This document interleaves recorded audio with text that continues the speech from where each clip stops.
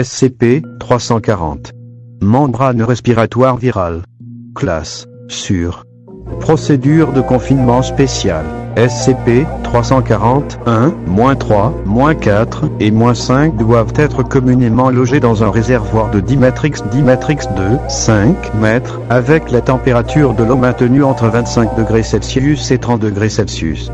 Des antidépresseurs et antibiotiques à large spectre doivent être administrés par voie intraveineuse toutes les 12 heures. Les composés médicaux ne peuvent pas être ajoutés à la carte nutritionnelle standard sans autorisation. Tous les déchets doivent être correctement stérilisés. Tout membre du personnel aspirant de l'eau du réservoir de confinement doit immédiatement se présenter au personnel médical. The SCP Foundation. Secure, contain, protect. Description. SCP-340 est produit par un virus spécifique à l'homme qui colonise les cavités nasales. Le virus ne peut pas être identifié selon le système de classification Baltimore, conduisant les chercheurs de la Fondation à penser qu'il a été conçu avec des éléments encore non identifiés. La présence de gènes du VI et du coronavirus confirme cette théorie.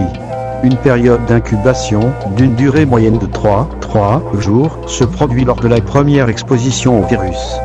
Des symptômes semblables à ceux de la grippe se manifesteront alors, et persisteront pendant une moyenne de 7 jours avant de disparaître. Une augmentation de la production de mucus a été observée dans tous les cas connus, et persistera après que les autres symptômes aient cessé. La virulence est à son maximum au cours des 5 premiers jours d'infection, mais des particules virales ont été détectées jusqu'à un mois après exposition durant les tests de la Fondation. À tout moment après l'infection, une concentration élevée de dioxyde de carbone, CO2, dans le sang déclenchera la production de SCP-340. Lors de la production initiale, SCP-340 est un mucus gélatineux, qui s'exsude pour couvrir la moitié inférieure du visage, incluant le nez et la bouche. Quand SCP-340 est sous forme muqueuse, il subit une réaction catalytique lorsqu'il est immergé dans l'eau et se fixe dans une membrane bioplastique. La composition chimique du bioplastique facilite le processus donné explosé. Bien qu'il provoque la dégradation de SCP-340, le processus permet à l'hôte de respirer sous l'eau. La membrane est flexible et n'inhibe pas les mouvements du visage de l'hôte. Toutes les déchirures ou trous qui se développent en raison de contraintes mécaniques ou de la dégradation de SCP-340 seront régénérées dans les 30 secondes grâce à la production constante de SCP-340. La virulence est considérablement réduite à ce stade, mais des particules virales ont été détectées dans des échantillons d'eau contaminés par SCP-340. Le contact avec l'environnement peut toujours propager l'infection. Quand SCP-340 est exposé à l'air, il se dessèche en une substance chitineuse semblable aux coquilles de crustacés. La vapeur d'eau emprisonnée à l'intérieur d'un système respiratoire salé de SCP-340 est suffisante pour prévenir un durcissement prématuré. Le processus de durcissement détruit également sa capacité à donner exploser, et la perte de la fonction est irréversible après environ 2 minutes d'exposition à l'air. Une fois complètement durci, SCP-340 est impossible à retirer sans causer d'importants dommages aux tissus. Il est plus dur que n'importe quelle substance organique généralement connue. Un traitement standard en carbure de tungstène a nécessité plus de 15 minutes d'utilisation constante pour percer un trou dans 5 mm de SCP-340 séché. Des recherches sont en cours sur les méthodes de culture in vitro et de récolte du SCP-340 pour utilisation industrielle. Addendum 340, 1. Circonstances du récupération. Le 12 élèves d'un pensionnat de censurés, aux États-Unis, ont commencé à produire SCP-340 lors d'une compétition de natation. 9 sont morts avant qu'une équipe de confinement de la Fondation puisse être déployée sur les lieux, 5 ont suffoqué lorsque les tentatives visant à dégager le SCP-340 durci des voies respiratoires ont échoué, 2 ont suffoqué après une tentative d'ouverture d'autres voies respiratoires qui a entraîné le durcissement de SCP-340 exposé à l'air dans la trachée, et 2 sont morts de déshydratation. À son arrivée, l'équipe de confinement de la Fondation a mis l'école en quarantaine jusqu'à ce que la propagation de l'infection puisse être déterminée.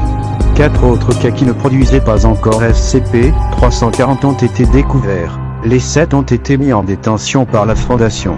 L'équipe a ensuite distribué des amnésiques de classe A et a suivi la procédure de camouflage Gmail. 2. Le scénario incendie tragique. Pour un bref résumé des 7 porteurs de SCP-340, maintenant désignés SCP-340-1 à-7, voir le document 340-1. Addendum 340-2. SCP-340 ne tue pas les bactéries buccales de l'hôte, et les antibiotiques ne peuvent pas contrer l'infection éternellement. L'ablation chirurgicale des glandes de l'hôte sera plus sûre à long terme que le traitement des abcès, des infections osseuses et des sepsies. Avons-nous un chirurgien laparoscopique dans le personnel?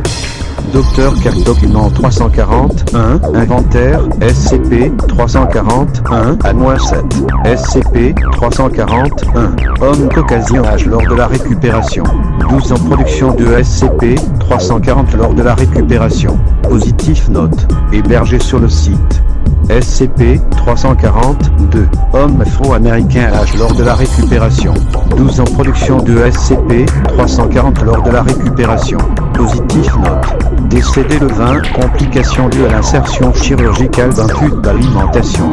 SCP-340-3, homme caucasien âge lors de la récupération, 11 ans production de SCP-340 lors de la récupération, positif note, hébergé sur le site. SCP-340-4, homme hispanique âge lors de la récupération, 12 ans production de SCP-340 lors de la récupération, négative note, a subi un traitement expérimental, le 20, traitement échoué, SCP-340 production démarrée, hébergé sur le site. SCP-340-5, homme caucasien âge lors de la récupération, 27 ans production de SCP-340 lors de la récupération, négative note, traitement expérimental refusé, production de SCP-340 démarré volontairement, le 20, hébergé sur le site. SCP-340-6, homme caucasien âge lors de la récupération, 12 ans production de SCP-340 lors de la récupération, négative note, a subi un traitement expérimental, le 20, traitement échoué, production de SCP-340 démarré, décédé le 20, abandon volontaire. SCP-340-7, homme caucasien âge lors de la récupération, 13 ans production de SCP-340 lors de la récupération, négative note, a subi un traitement expérimental, le 20, traitement que nous croyions initialement réussi, décédé le 20, suffocation due à une production inexpliquée de SCP-340.